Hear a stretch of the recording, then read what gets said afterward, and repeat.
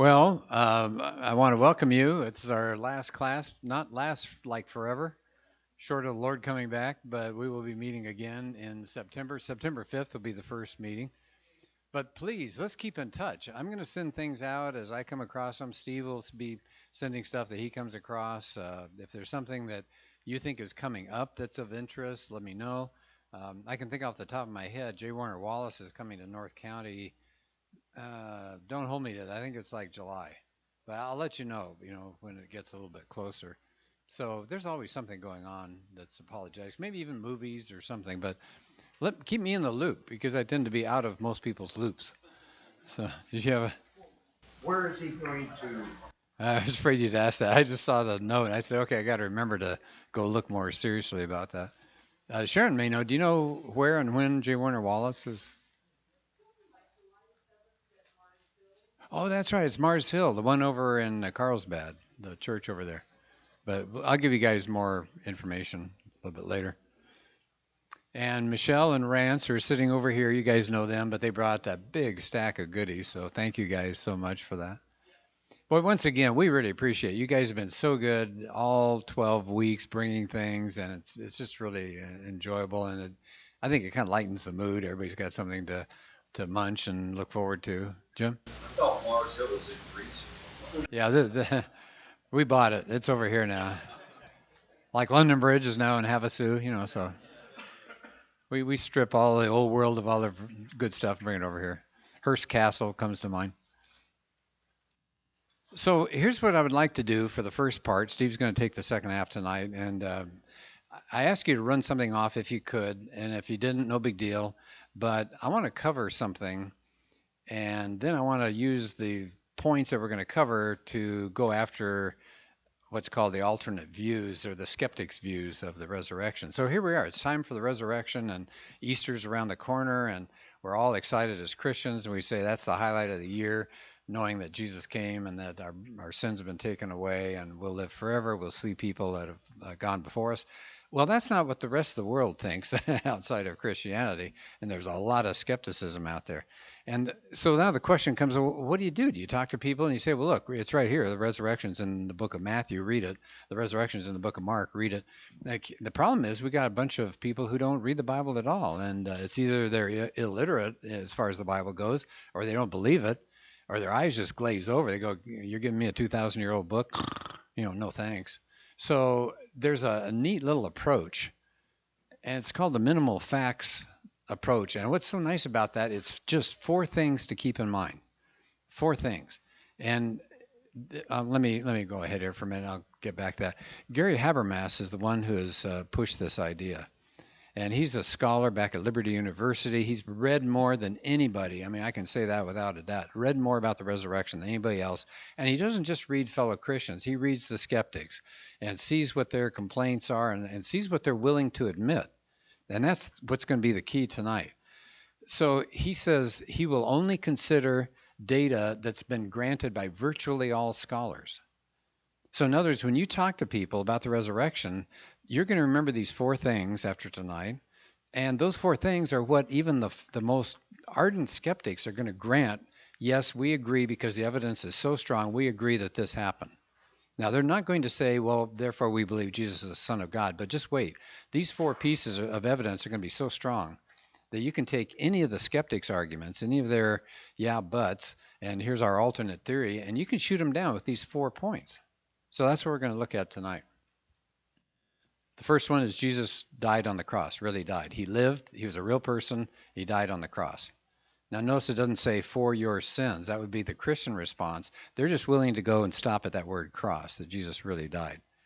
Number 2, they will say the disciples believed that they saw him after his death. Now again, you see it's different than what the Christian would say. The Christians say he really came out of the grave. He came bodily and showed himself, and they went out and spread the message. So they will say, look, we're not going to go that far, but we think they saw something. They believed something was going on. All right? And so that's number 2. Number 3, which I think is an interesting one, they're willing, again, skeptics and believers alike are willing to say the tomb was empty. They'll have alternate theories about what happened, but they will grant you that one. And then the 4th one is there's little doubt that 2 people, very famous people, James, and Paul were converted later on. Okay, so notice if you add all of this up, it doesn't say Jesus is the Son of God. But we're going to take these 4 facts. We're going to have some fun with them here in a couple of minutes. Let's just take one at a time. Jesus really died on the cross. Okay, that means that he had to exist, or he's not going to die on the cross. And I think the best person to start with this point about did Jesus really live is a guy that's hostile to Christianity. Does this name look familiar? Bart Ehrman? Any place you turn, Bart Ehrman will make the bestseller list. He goes on tours. He speaks on college campuses. He's got books that just zoom up the bestseller list. He does these great courses that they're called that you can buy CDs and listen to these CDs. It's always Bart Ehrman, Bart Ehrman, Bart Ehrman. Now, he's a skeptic. He used to be a believer, and then he dropped off. That's a whole other story, and now he doesn't think the Bible is true, et cetera, et cetera. So he's got a lot of problems with that. But here's what Bart Ehrman said. Talking about did Jesus really live? He says this isn't even an issue for scholars of antiquity. Now, I got this off of a little YouTube clip where he was talking to college kids. He said, in your own little group, you'll sit around and you guys will have all these skeptical arguments. You're going to say, I don't think he ever lived. But he said, get out of your bubble, get out of your cocoon, get out of that little elite group that you're part of. This is the real world of real scholarship. And he said, in that world, he said, nobody doubts that Jesus lived. Why? Why don't people doubt? He said this. He's abundantly attested in early sources, abundantly attested. So he says, you don't have to depend on Matthew or Mark or Luke or John. There are a whole bunch of other sources. So he's willing to grant that he really lived. Well, what about, did he die on the cross? Well, we've got all of these people from antiquity. This is part of what Bart Ehrman was talking about. Does that name Josephus sound familiar? We've probably popped a name out every once in a while. Who was he?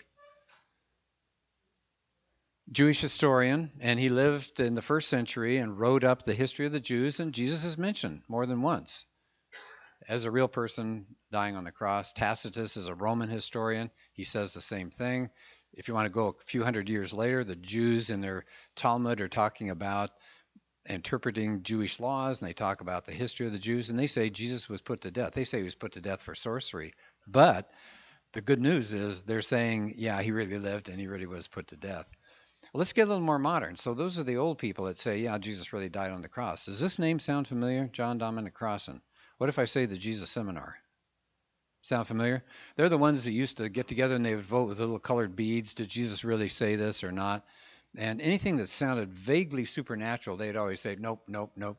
Trace? But going back to the point of Jesus being put to death for sorcery in the Talmud, that goes into a point called enemy attestation. Hang on just a second. I feel bad. Last week, I think we skipped a lot of the mic stuff, and it didn't show up particularly well. So the point that the Talmud makes that Jesus was put to death for sorcery is a term called enemy attestation, which is one of the more powerful bits of evidence, because anything that you can get your enemy to concede in your favor is very likely true.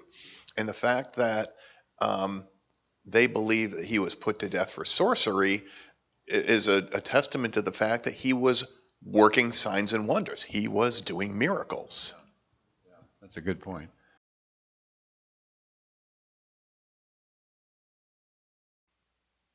Thank you. I'll miss you guys, but I won't miss the technology for the next few weeks. Okay.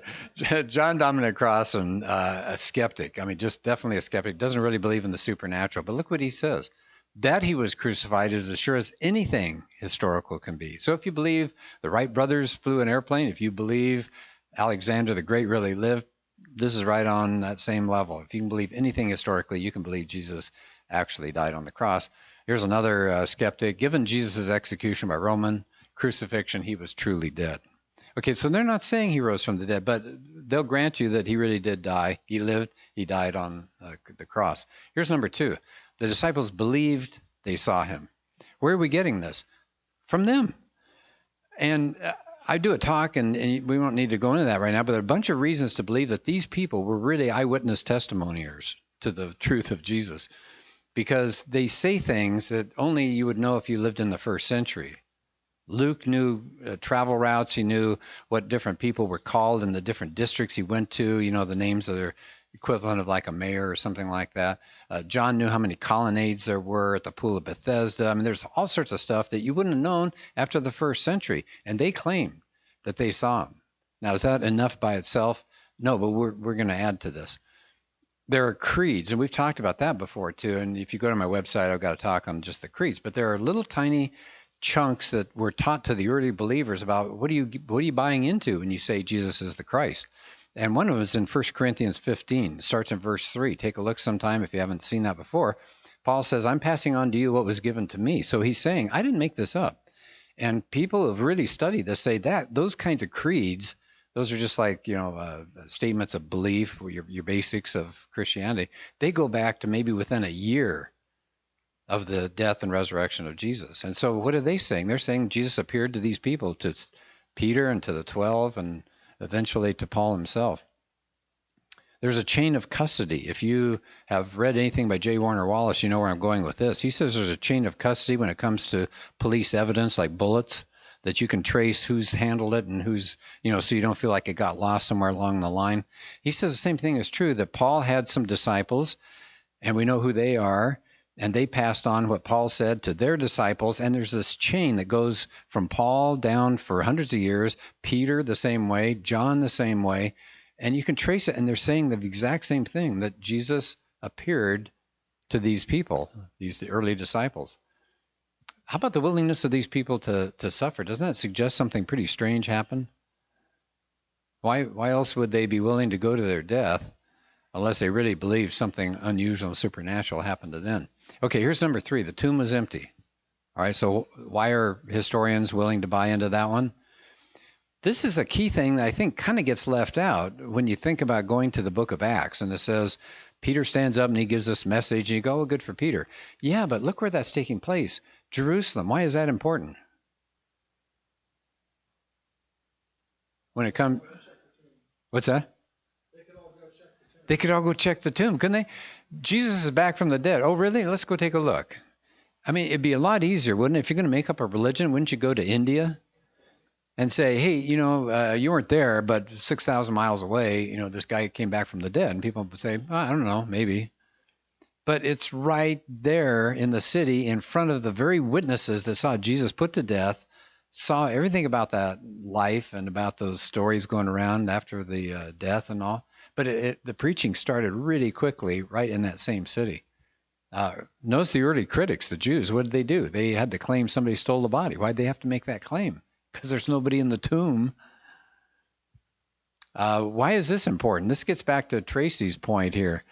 Women, it's claimed in the New Testament, were the first ones to the tomb to discover it's empty. Why is that a big deal? They were the least credible. There you go. They're the least credible. If you're going to make this up 300 years later, you're going to have Peter go to the tomb first. You're going to have John go there first. You're going to have somebody that's a guy, because, that's that society. It's macho male stuff. You wouldn't have a woman. Her testimony wasn't worth anything unless it really happened. And that's why they're dealing with the women there. The tomb was never venerated. All Jewish rabbis that were that had disciples that loved him to death would venerate the tomb. They would show up there and they would talk about that rabbi and say how important that rabbi was. There was never anything like that. Nothing's ever reported about people gathering at the tomb of Jesus to honor his great memory.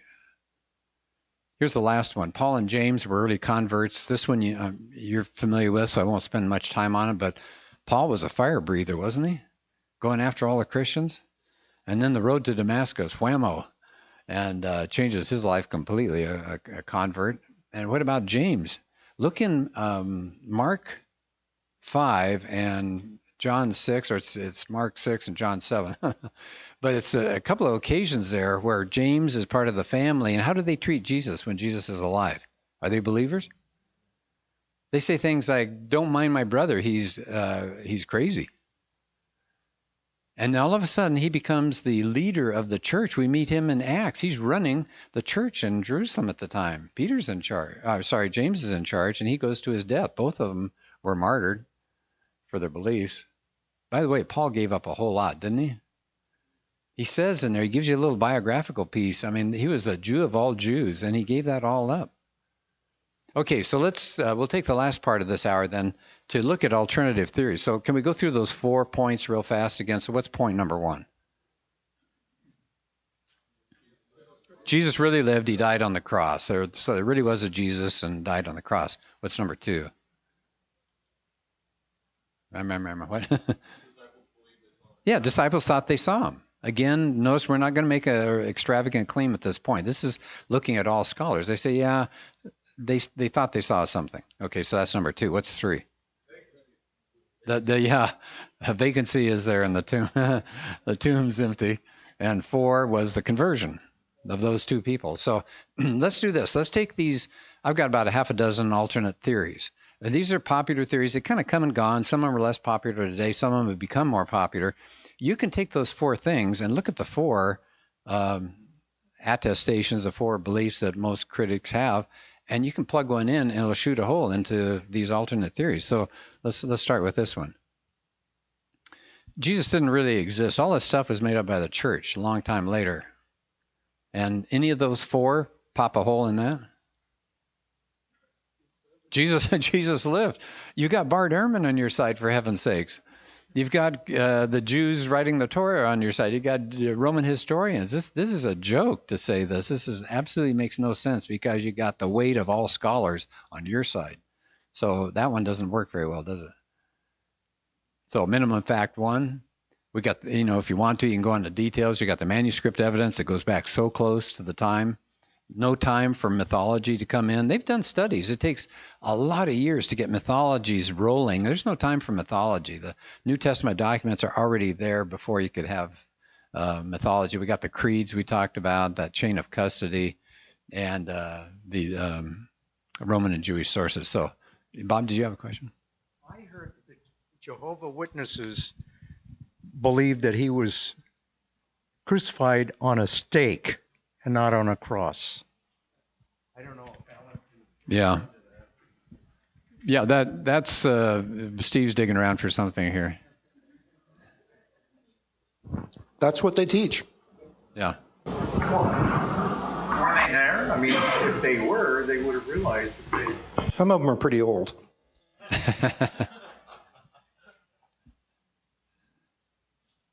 I'm going to let Steve answer this.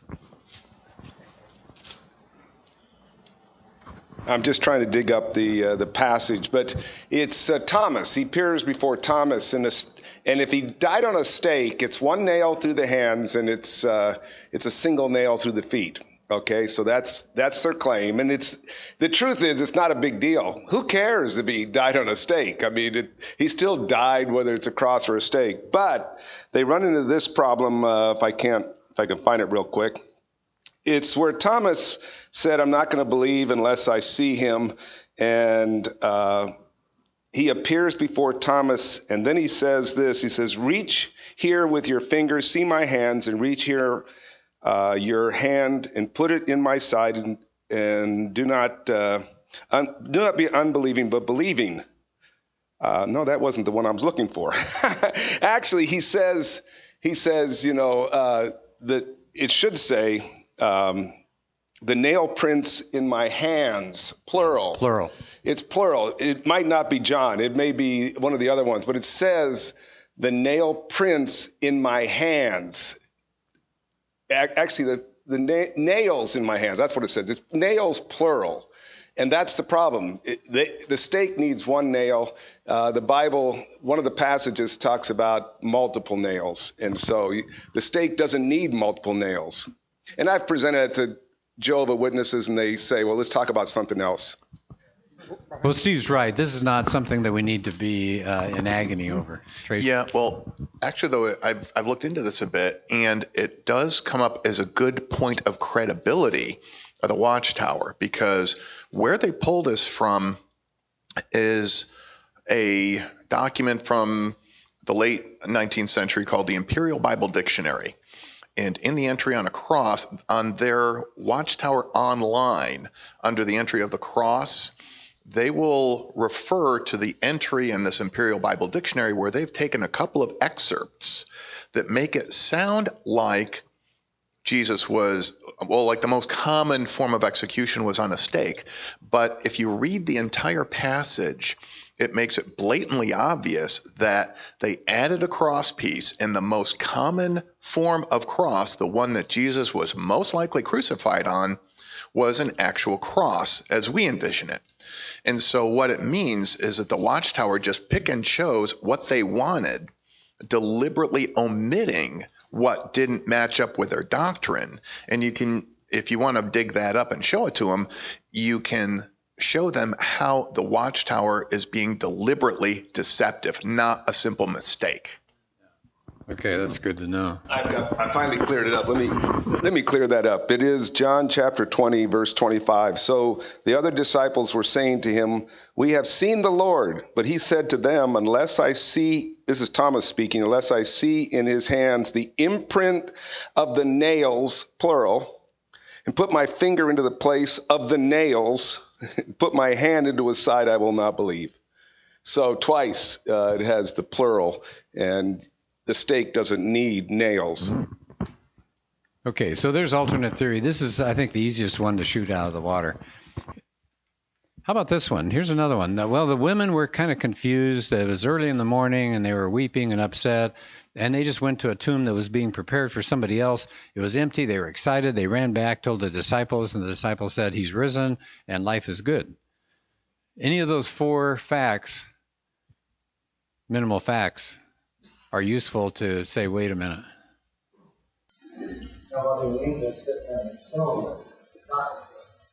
Okay, yeah. Well, no one venerated or no one warned at there's no historical documents of people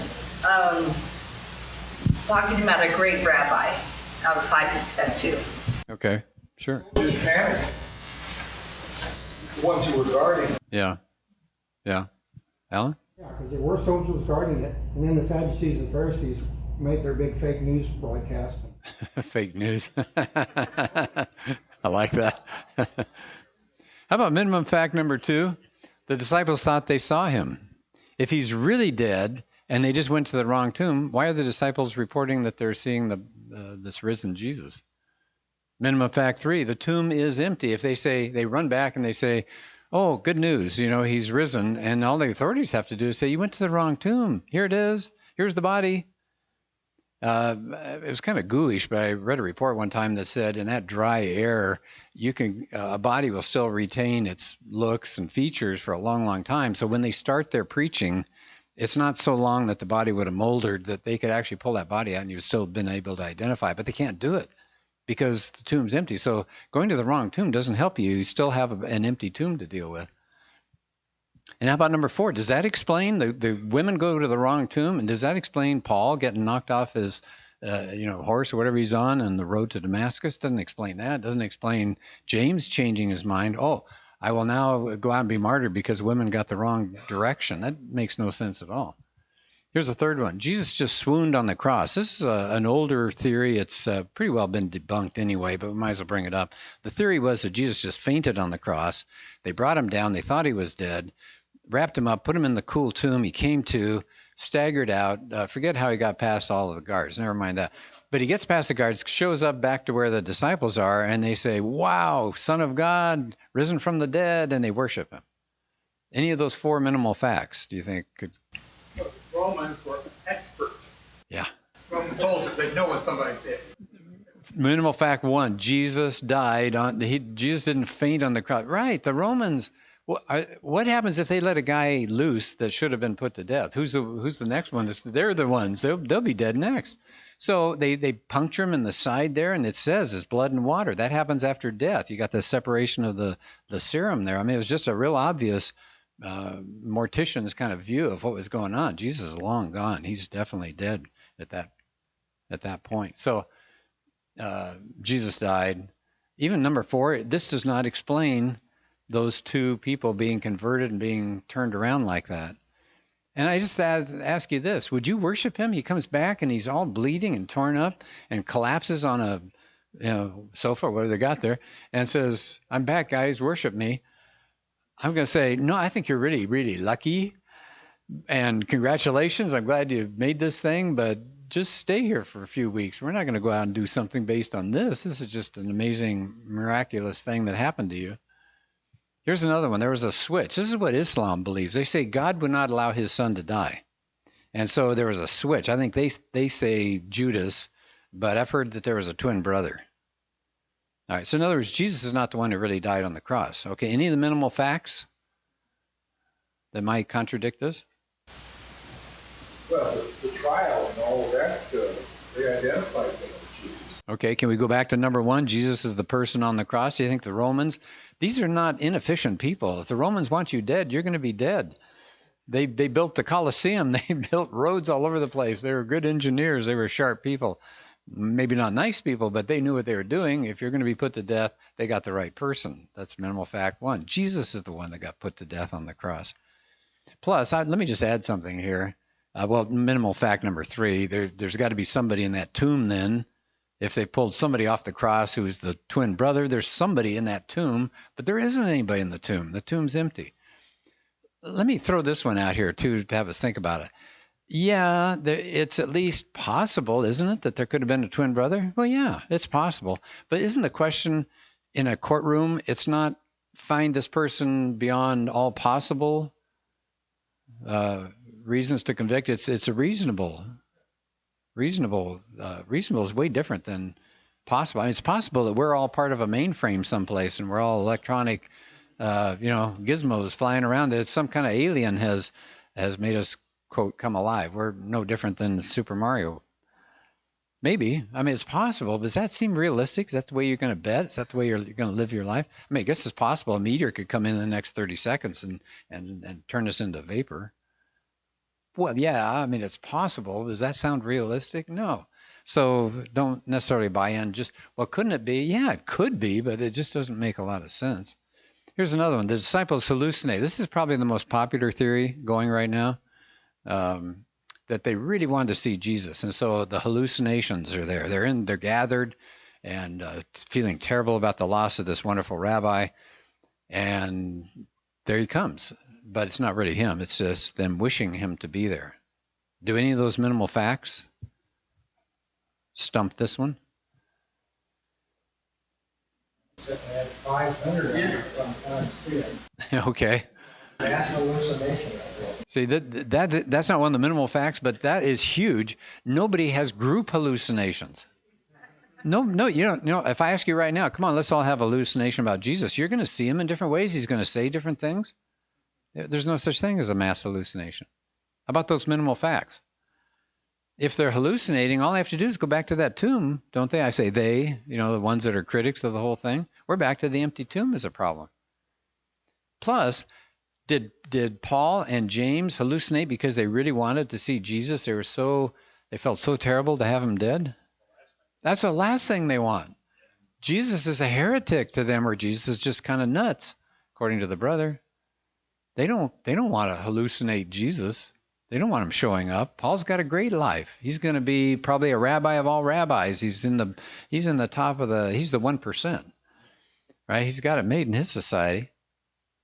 Anyway, so let me get the tomb is empty. There's the conversion. No group hallucinations. Here's another one. It's a conspiracy theory. The disciples stole a body.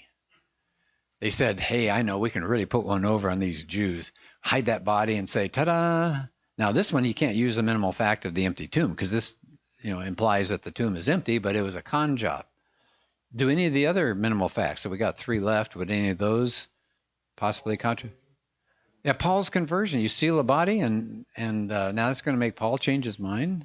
I don't think so, or James. So you got that one to deal with. Another example of enemy attestation.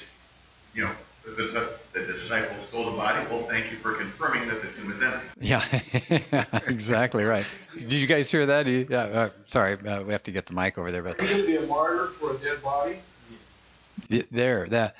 You all know Chuck Colson.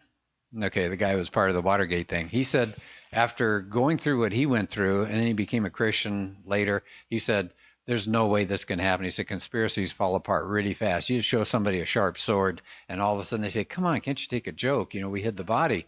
You're not going to go to your death. And there's no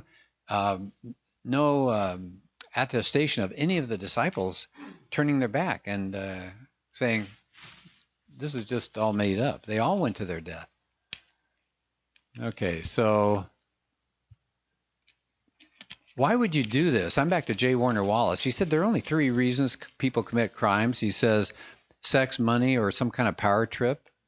And you think about it, the disciples got the worst of the worst. They didn't get anything good in the rest of their lives. They were hounded and harassed and pushed out of cities and running for their lives. And Paul is beaten. He gives you a list of all the things he went through, shipwrecks and all this kind of stuff, left for dead, put over the city wall because people are going to come kill him. I mean, on and on and on. You're going to do all of this with a stolen body? I think what it comes down to, the biggest concern, if you're really to talk to these skeptics that are throwing out all of these alternate theories, I think it comes down to one word, and that's miracles. They say, it's too hard for me to imagine that this could happen. Right? It's in the area of super miracle. Walking on water, I don't know, but coming back from the dead, it's never happened. And I think it's a miracle issue. And so let me, I got to kind of hustle along here so I give Steve enough time, but I think we can argue for miracles, don't you? For example, the first thing is the existence of God, and we've done that enough, so I won't take time tonight, but we've talked about it. There are a lot of reasons to believe there's a God, and once you've got a God in play, miracles are possible. In fact, miracles are likely if this God interacts with the world. The Bible, how about some of the miraculous prophecies in the Bible? Steve's done a lot of information on that. How about our own lives? We're probably walking testimonies to the reality of miracles in our lives, and if not us, then certainly other people. There are books out, big old books that you can look at that are meaty books based on real evidence, not just, I think I heard it from a third cousin, but all sorts of stories of miracles around the world. Gary? Yeah. What about just something basic, a kernel of corn? You bury that kernel of corn, and weeks later, up comes it, and then soon you're going to have corn on the cob. That is a miracle. A dead kernel becomes alive. Yeah, babies born. I mean, all sorts of things. Yeah, exactly. Now, I'm adding one more thing. I'm going to go pretty quickly over this, but you can even use science on your side. Everybody goes, what? I thought science debunked miracles. Oh, no. Let me just give you a couple of quotes just for fun here. 3 Stanford physicists a few years back wrote something in a Nature magazine, not exactly a Christian organization there. They wrote an article and then they were interviewed, and this is the interview. Quote, arranging the universe as we think it's arranged would have required a miracle. An unknown agent beyond space and time intervened in the evolution of the universe for reasons of its own. Now, these are not believers. And in fact, I'll let you know why I don't think they're believers. They titled their article, Disturbing Implications. Isn't that funny? It's not disturbing to us. We say, right on, that's exactly what we believe. But they use the word right there. It would have required a miracle. How about Michael Denton? He says the complexity of the simplest type of cell. He says you can't throw that thing together by just some kind of freakish, improbable event. Such an occurrence would be indistinguishable from what? Well, there it is again, a miracle. And then finally, New York Times. No one has yet developed a plausible explanation to show how the earliest chemicals of life could have constructed themselves from all this inorganic stuff that was on the early Earth. The spontaneous assembly of just RNA on the primitive Earth would have been a near miracle, 2 experts helpfully declared. So even in the area of science, we're living in a great time period. Even science is saying, there's just too much going on out there, whether you're talking about the beginning of the universe or the start of life or the complexity of life. All these things just shout out that there's a God. So you're in the area of miracles already. And if you're in the area of miracles, then the resurrection of Jesus, I think, works. So what we're doing tonight is making what's called an inference to the best explanation. Nobody can prove 100% that Jesus rose from the dead. You only get 100% proof in math, I think. I don't know where else you would. But I would say the preponderance of evidence, just hugely preponderance of evidence, the best explanation with those 4 minimal facts is this: he is risen. Good news, huh? Good, the best of news. So let me just leave you with a few ideas here if you want to research this. The best thing, I think, is the first book up there. It's called A Case for the Resurrection of Jesus. That's Gary Habermas. He is the expert. Other people have done good things, but Habermas's book is powerful, and it covers these minimal facts as well as a couple more. And of course, Strobel has some things, and then J. Warner Wallace covers it also in Cold Case Christianity. So I hope you all have a really good Easter weekend, and it's nice to know it's true, huh? So, okay, so Steve's up.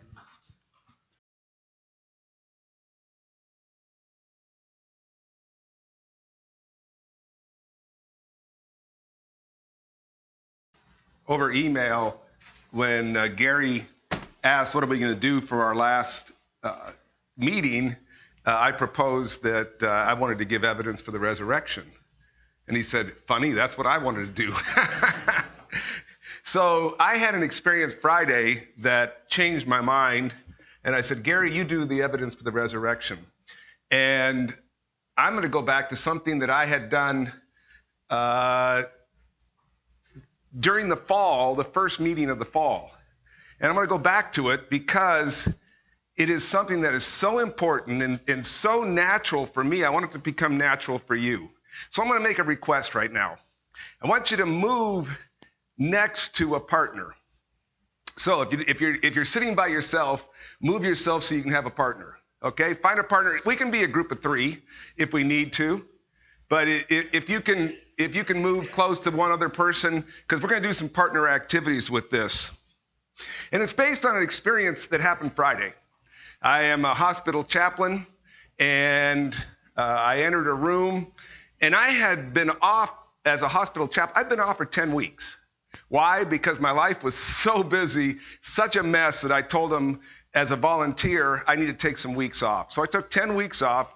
Friday I go. I have no idea what I'm going to encounter.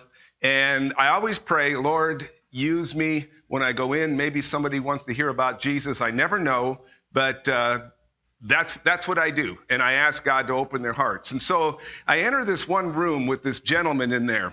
And my goals are this, that you'll be able to share the gospel with others. Okay? And if you weren't there last fall, the first meeting, then this is going to be new information. And that you'll understand the scriptures that go with these illustrations. And I'm going to go through some illustrations. You'll see why.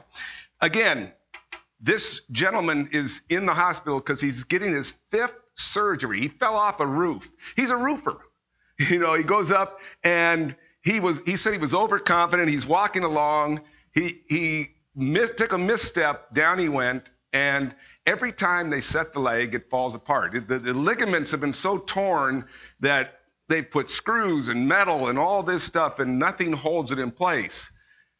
So this is the 5th time he's been there. And so we're talking, and as we're talking, I asked the question, after we've had this long conversation, I asked the question, I said, do you go to church there? Because they asked for a Christian chaplain. They're the ones making the request. So I'm just assuming there's some sort of religious interest. And he said, yeah, I live over by Palomar Mountain, and there's a couple churches there that I attend here and there. I said, great. And then I said, my favorite opening when it gets there, and when I figure out that he's open about Jesus, I ask this question. Oh, before we do that, before I ask that question, I want to give you a verse that I think is important to make us understand the importance of sharing the gospel. And Paul writes this in Romans chapter 10, verses 13 and 14. For everyone who calls on the name of the Lord will be saved. That's good news. If people call on the name of the Lord, they will be saved. How then can they call on the one they have not believed in? And how can they believe in the one whom they have not heard? And how can they hear without someone preaching to them? That's a call to us. That's a call to us. Preaching here is simply sharing. That's what we're asked to do. People need to hear. And that's what I was going to do for this gentleman. And so I went to the question that I love to ask, and it's a very simple question. If you met God, why would he let you into heaven? Turn to your partner and say that.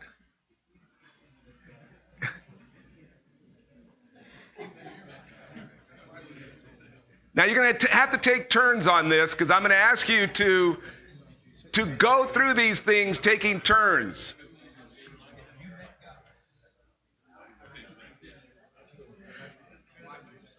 Now, there can be more to this question, but I cut right to the chase. I sometimes will say to somebody, if you died today, why would God let you into heaven? But I get rid of the why if you died today. I get rid of that and just say, if you met God, why would he let you into heaven? Get right to the point. And so for the next few minutes, we talked about that. And the bottom line was, he's a good guy. He is a good guy. This guy was a really fun guy and easy to talk to. And so I asked him, and I always ask permission, can I share some illustrations why good is not good enough? And he said yes. Now looking at Bob right here. Bob has heard me do this a few times on the street, okay? He and I were at Cruising Grand, and so he watched me do this. So that's why I'm going to tell you, it's so important to me, and for me, it's so natural. I want it to become natural for you, which is why I wanted to go back and do this. So this question is a crucial question it's a great transition question. It can be used anytime. This Easter, when you're talking, if you get into any kind of spiritual conversation, ask this question. If you were to meet God, why would he let you into heaven? Pretty basic. So then I transitioned, and once he gave me permission, and he said yes, he said go for it. He was real positive. He was really an upbeat guy, and so I go right to my stoplight illustration. Now you're sitting with a partner, and here's what's going to happen. I'm going to go through the illustration, and then I'm going to ask you to turn to your partner and see if you can reproduce it. Now, your partner can help you if you forget any part, and if it doesn't flow out naturally, he can help. And then I want you to switch. And so each of you will get a chance. I'll give you a couple minutes. It should take less than a minute to go through the illustration and then switch roles. So here it is. So pay careful attention because you're going to be asked to do this illustration. Okay, I asked him first, are you a driver? And he said yes. And I said, okay, as a driver, let's say you're a good driver. And for 2,000 different times when you came up to a signal, you made a perfect stop. You stopped at 2,000 signals in a row. But one day you were in a hurry. You had to get somewhere. You were rushing. Many times I make this personal if I can. But you're in a hurry and you ran the red light and there happened to be a police officer there. I said, what would the police officer do? Well, the natural reply is, well, he'd pull me over. I said, when you roll down your window and he comes to your window at the side of your car, excuse me, are you going to tell him about the 2,000 stoplights you stopped at perfectly? Just about everybody laughs at that point. They giggle and they say no. And I say, why? And they say, it won't do me any good. I said, we learned something by that. Here's what we learned. That doing good is what is expected. We are expected to stop at the stoplight. And when we don't, when we break the law, there is a punishment. That's the same for God. God expects us to do good. He expects us to follow the law. And when we break the law, there is a punishment. Does that make sense? Again, a question back to him. Does that make sense? All right. So now, one of you gets to go first and see how well you can reproduce that illustration, the stoplight illustration, okay? And it can be 2,000, it can be 4,000, it can be 10,000 stoplights in a row. You choose, okay? Go ahead and turn to your partner.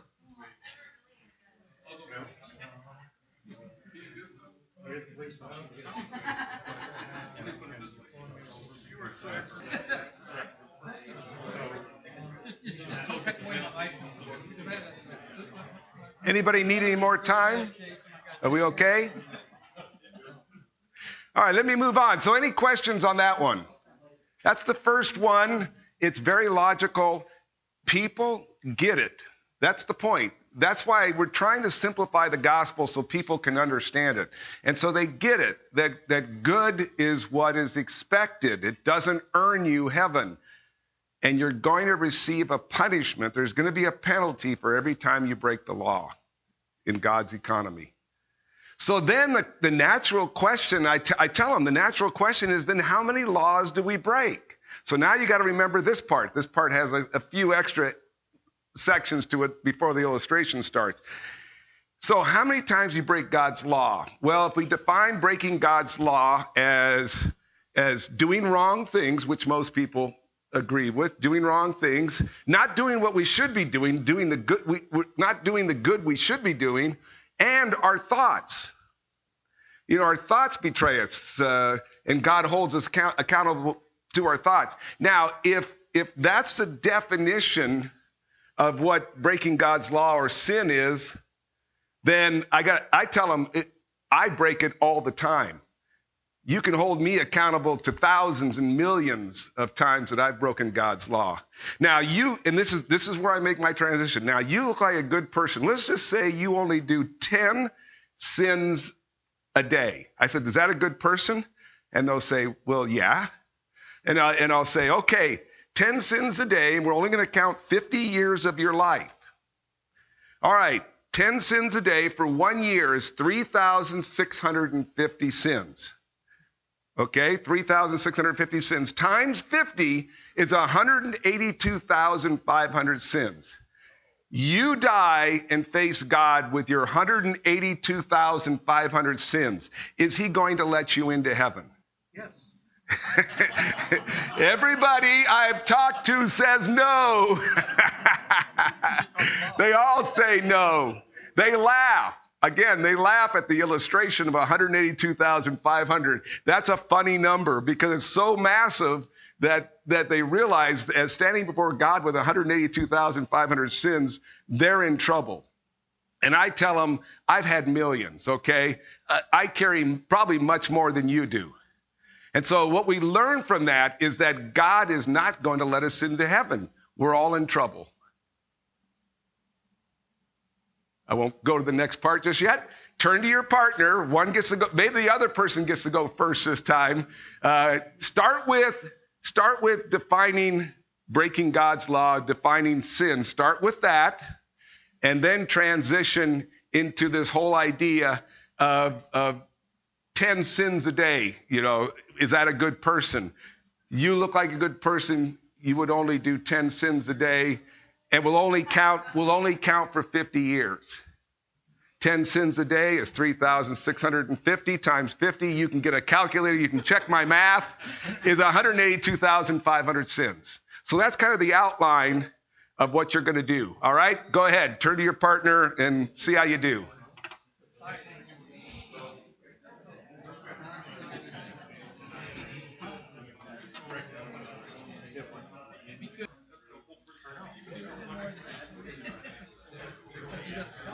Anybody need any more time? Are we okay?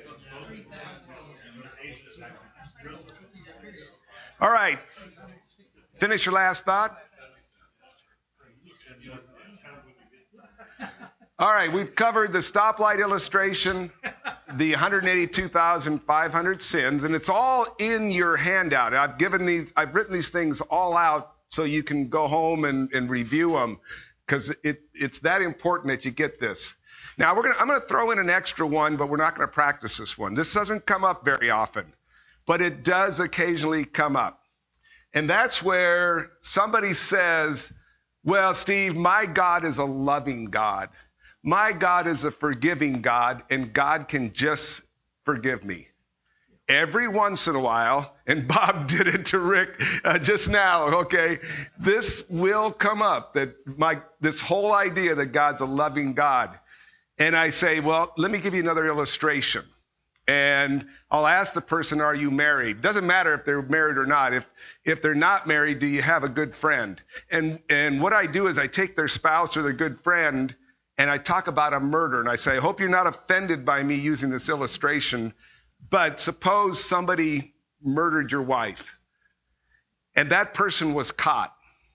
And that person had blood on their clothing. They had the murder weapon. There were 2 eyewitnesses. It goes before the jury. They convict him immediately of first-degree murder.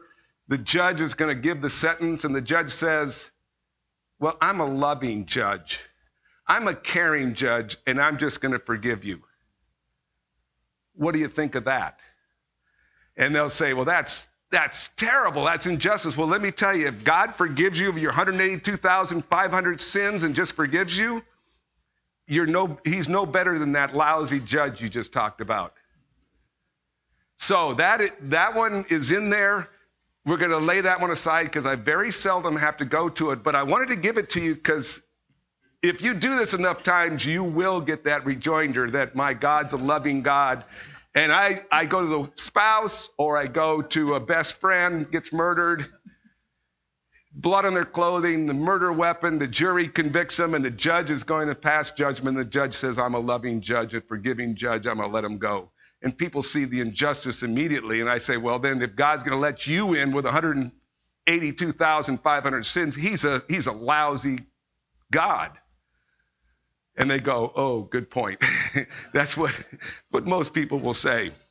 So one more, and this is my favorite. This is the most powerful. I have had people in tears on this one because they take it to heart. They realize what the king does for his mother. And so I just asked permission again can I give you one more illustration that shows you where you can be pardoned? This is what I tell them. I tell them there is good news that you can be pardoned. Do you want to hear that? 100% say yes. You know, I've just given them the bad news, and they're like relieved to hear that there is a pardon. And let me use another illustration to exemplify that pardon. There is a king who has this palace with all these beautiful things in the palace. They're expensive ornaments and silverware and glasses and all this. And one night a thief shows up and steals some of those items. And the king wakes up and is informed about that and decides to make a law that anyone caught stealing those items will be punished with 39 lashes. It's a law. It's a decree from the king put out to the people. That night, the thief returns. And the king wakes up and finds out the thief has been caught, and he's thinking to himself, man, we got him. 39 lashes for this thief. And he finds out the thief was his mother. He knows his mother, given 39 lashes, will not live. She will die. But if he goes back on his word, if he goes against his law, he's going to be an unjust, lousy king. The people will look down on him. So he decides the punishment has to be paid for. And they lash his mother to a pole. They open the back of her skirt. The person with the whip reaches back, and the king says, halt.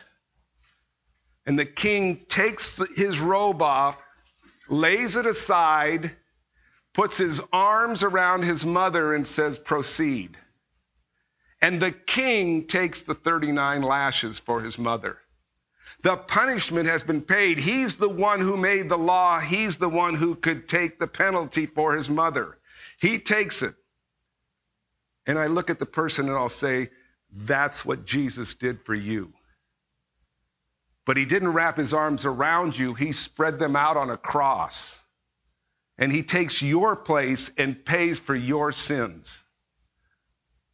And as I said before, I've seen people, men and women, tear up, and tears are rolling down their cheek because they realize the power of what Jesus did, and through the power of the Holy Spirit. And I'll ask them right there, does that make sense to you? And they'll agree. So turn to your partner. Either one can go first. Can you talk about the king and his mother? All right? Go.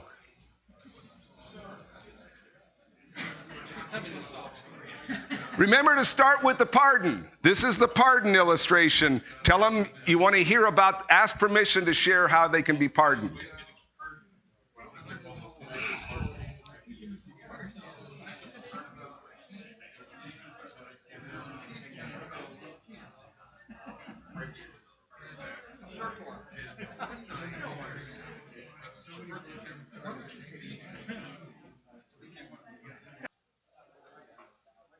Okay, if you can finish your last thought.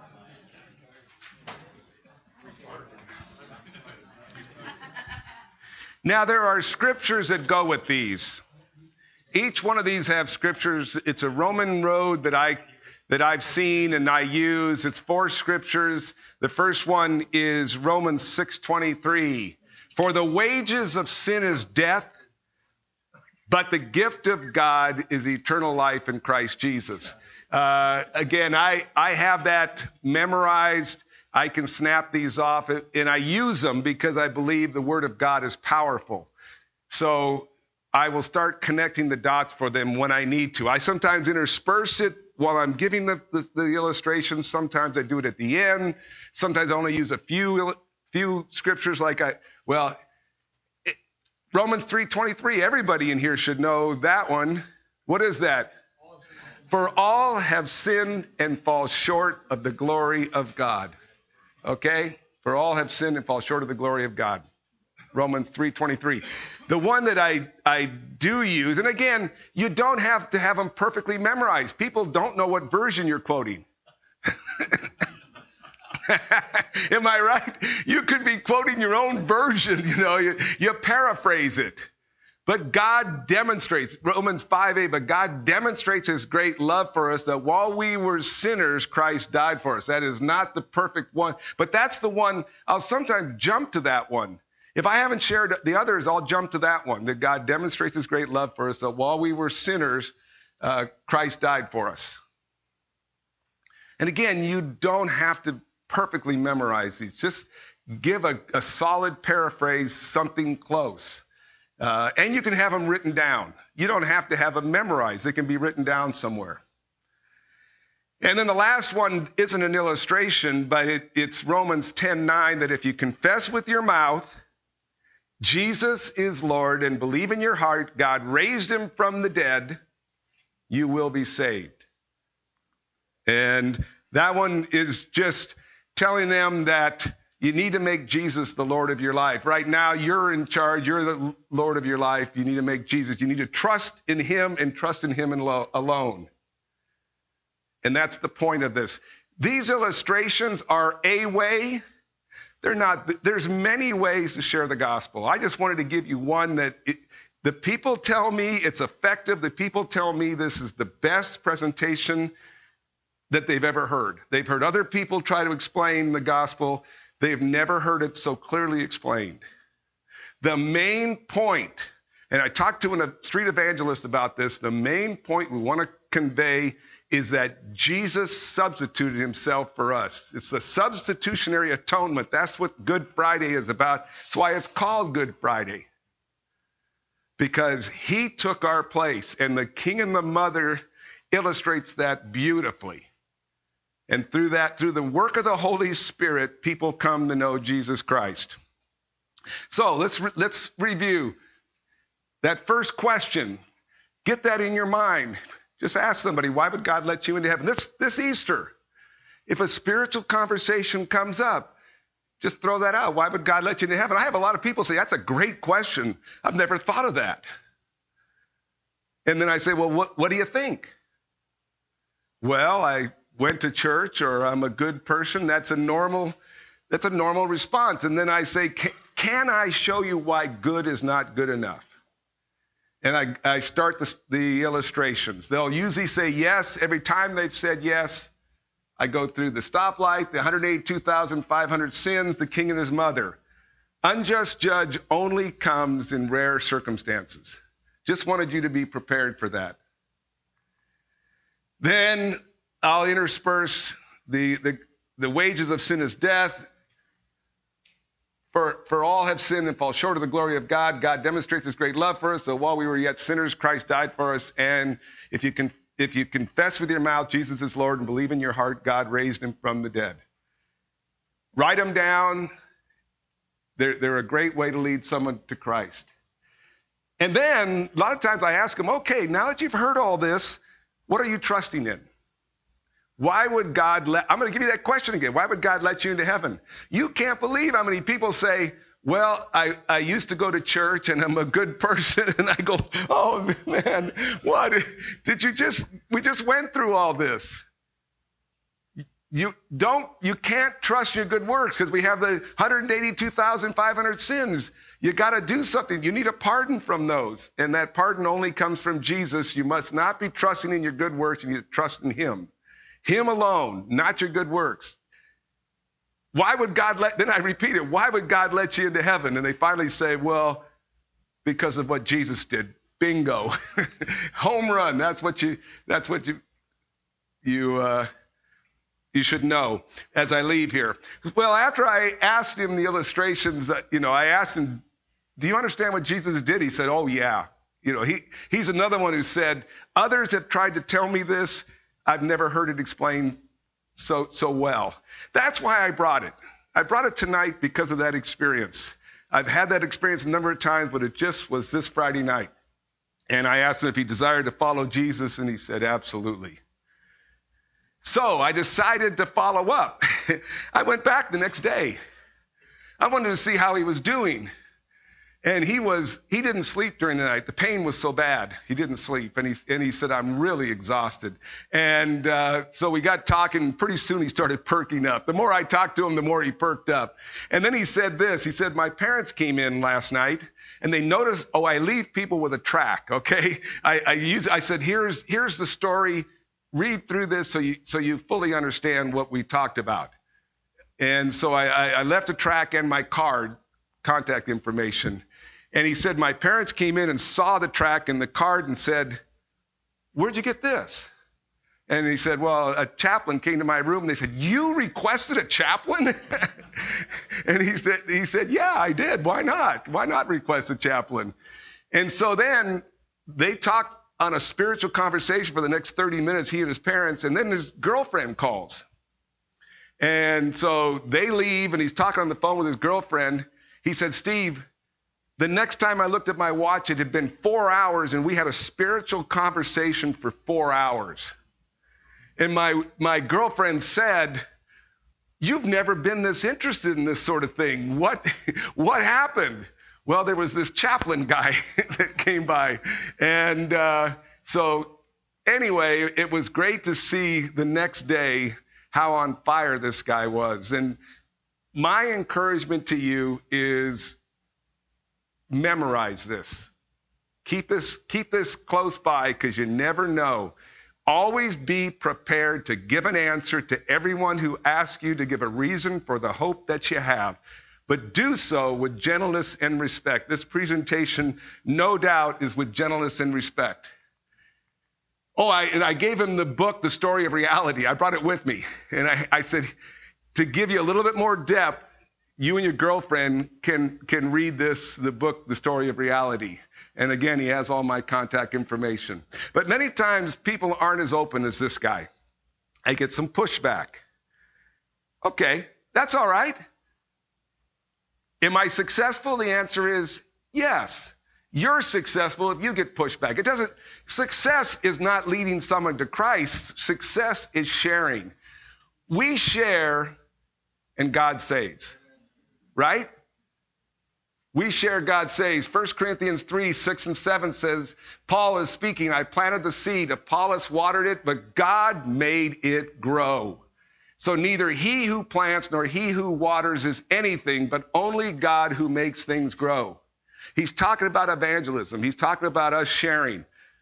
We don't make Christians, God does. God changes hearts. Our only job is to be faithful, just like it said in Romans 10. We need to preach. We need to tell people about Jesus. So as we're transitioning towards Good Friday and Easter, I was out walking yesterday. This is a little bit of a side, but it connects the gospel with today's society or today's secular society. And I saw this front yard, and I had to take a picture of it. And here it is. Okay. And I put it on my Facebook. Which is your story of reality? Pretty much is what I'm asking. Which one is your story of reality? Because that's what we're presenting. When Gary presented the truth of the resurrection, that's our story of reality. For others, it's the Easter bunny and the eggs. That's their story of reality. But which one is true? We have evidence, as Gary presented. We have evidence, and then we have the gospel. And the gospel changes lives. It will change lives. You can be part of that process. Let me pray. Father, we're just thankful for this group, and those who have been here week after week. I just pray that you will use them with their friends, their neighbors, and their relatives, and that conversations will happen this Easter, and maybe someone here will get a chance to share the gospel and ask people, why would God let them into heaven? And so I just pray that that will happen. Thank you for these 12 weeks, and I pray that people will come back next semester, and we ask this in Jesus' name. Amen.